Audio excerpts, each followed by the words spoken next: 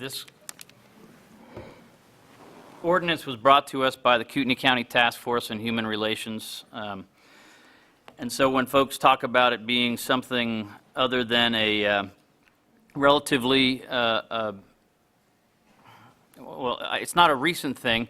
We've been talking about this for a long time in our state, but the task force asked us in February to look at this.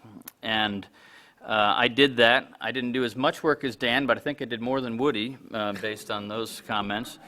No offense, Wood. I talked to people in other cities who have passed this, and I talked to people in other legislators and others who have looked at it from a statewide level.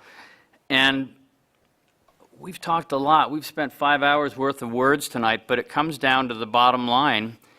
I couldn't get a good answer about why it's okay to fire you because you're gay when it's not okay to fire you because you are Irish or Catholic. And I just don't think that's right. So it's about equality. I am not a lawyer, but it's also about the law. And as much as there are times when I would like to impose my religious views on others, I don't get that option in this role. And so I sit back and I follow the laws as they are written, and we write the ones at the city that have an impact when people come and ask us to do that. I am not a theologian, and I had a constituent call the Diocese of Boise to tell on me, and so I got a call from the diocese today asking what I was up to, and they take no stand on this whatsoever.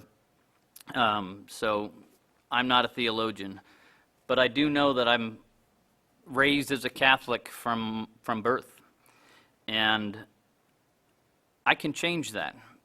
And there was a time in my life when I went away from the church, but I came back as an adult, and I came back because I believe in the fundamental Jesus story.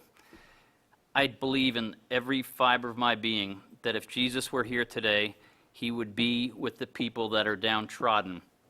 He would not be with he would be with all of us. Let me just say that. It's also about personal relationships.